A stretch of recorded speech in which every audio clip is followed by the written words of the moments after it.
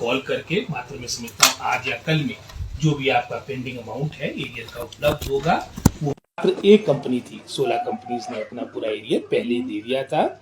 और जो उनकी प्रमुख जो उनकी मांग रहती है कि हमारे को किसी सरकारी उपक्रम के माध्यम से हमारी नियुक्तियां हो, लेकिन आप जानते हैं कि वर्तमान में पूरे भारतवर्ष की अगर आप बात करेंगे, पूरे भारतवर्ष में आपके वोकेशनल ट्रेनर्स लगे हैं और मात्र एक आज स्टेट को मैं कह नहीं सकता, अधिकतर जितने आपके वोकेशनल ट्रेनर्स हैं वो आपकी कंपनी के द्वारा लगे हैं। हालांकि सरकार भी इसमें चाहती है कि इसमें मैं समझता हूँ इनके सहानुभूति पूर्वक सारी बातों पर विचार किया जाए और सरकार के संज्ञान में भी है।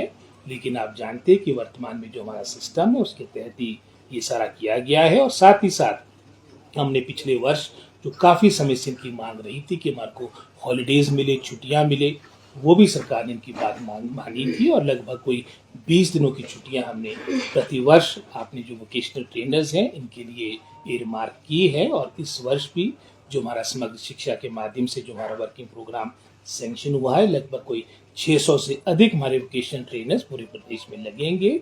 और आने वाले समय में जो भी मैं समझता हूँ सरकार और विभाग के द्वारा किया जा सकता है उसके लिए हमारा हमेशा पॉजिटिव एटीट्यूड रहेगा। सर, ये पहली मर्तबा नहीं है, खासतौर पर सेंटम और आईसीएसएस ये दोनों ऐसी कंपनीज हैं जिनकी कई दफा शिकायत हुई है।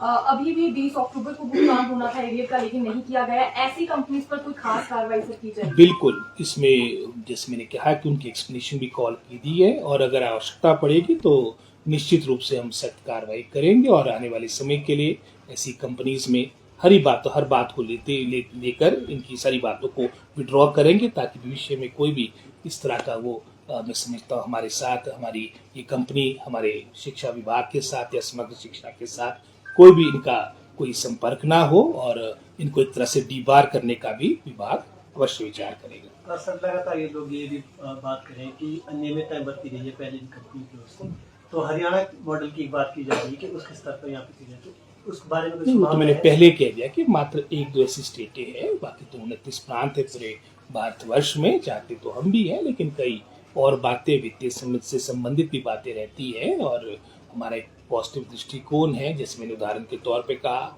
हमने उनकी सैलरी में इजाफा किया, हालांकि पिछले महीने ही अक्टूबर में मिले थे और एक कोई बात बनती नहीं कि 15-20 दिन के बाद आप भूख हड़ताल पे बैठ जाओ या आंदोलन करें। मेरा हमसे यही आग्रह है कि सरकार भविष्य में भी सारी बातों के लेके पॉजिटिव रहेगी और जो हमारे हाथ में होगा हम करेंगे।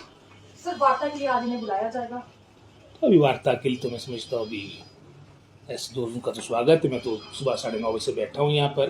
पिछले महीने आए थे हमारे पास, जब उन्होंने अपनी हाइक की बात की तो उनकी बात हमने मानी और हमेशा जैसे मैंने पहले कहा हमारा पॉजिटिव रहता है। कर वो पाएंगे जो हमारे अधिकार क्षेत्र में होगा, जो हमारे हाथ में होगा। सर, एसएमसीज को एलडीआर कोटे में लाने के लिए एक परीक्षा की बात हो रही है, लेकिन एसएमसीज उसका विरोध कर रहे हैं।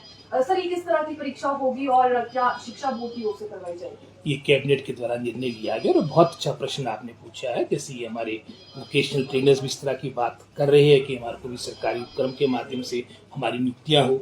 अब एसएमसी का उदाहरण आपके समक्ष है। आज से कोई 15 वर्ष पूर्व जब धूमल साहब मुख्यमंत्री, तब फर्स्ट टाइम आपके एसएमसी के टीचर्स रखे गए थे और आज उसके बाद लगभग कोई 3-4 सरकारी बन चुकी है। अभी तक भी वो मामला अधर में पड़ा है। हमने प्रयास किया है कि लोकल डायरेक्ट रिक्रूटमेंट के माध्यम से विद इन डिपार्टमेंट जो लगभग 2000 से अधिक हमारे जो टीचर्स आपके लगने हैं, ये जो लगे हुए हैं उनको नियमित करना है, ऑब्जर्व करना है। एजुकेशन डिपार्टमेंट में उसकी प्रक्रिया चली है और पर्सनल डिपार्टमेंट में भी उसमें समझता हूँ वो फाइल अंतिम स्टेज पे है। और निश्चित रूप में चाहे एसएमसी की बात हो, कंप्यूटर टीचर्स की बात हो, सरकार और विभाग उसमें एक पॉजिटिव एटीट्यूड के साथ कार्य करेगा।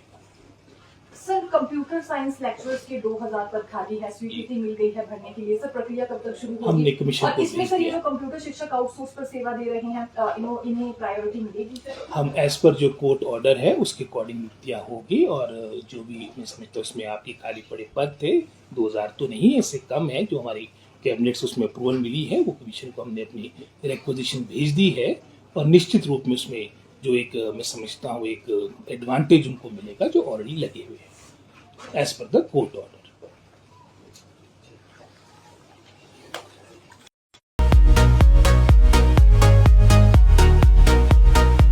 दयाल गजाधारी ज्वेलर्स, जो है पिछले 75 सालों से आप सभी का भरोसा, आपकी खुशियों के साथ। आशापूर्णी मंदिर, पठानकोट से मनचंदा टावर, ढलोजी रोड।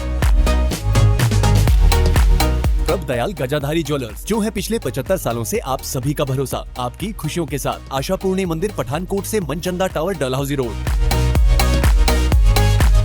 प्रभ दयाल गजाधारी ज्वेलर्स, जो है पिछले 75 सालों से आप सभी का भरोसा, आपकी खुशियों के साथ। आशापूर्णी मंदिर, पठानकोट से मनचंदा टावर, डलहौजी रोड।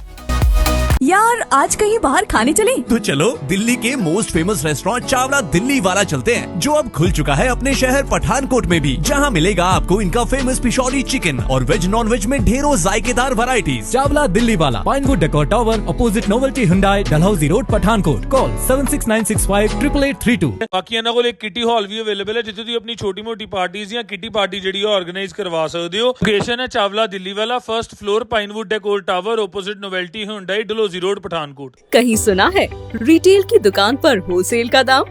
जी हाँ, नव्या लेकर आया है डिजाइनर सूट्स, कुर्तीज और फैब्रिक्स। सबसे सस्ता, सबसे अच्छा, डिफेंस रोड, ममून, पठानकोट।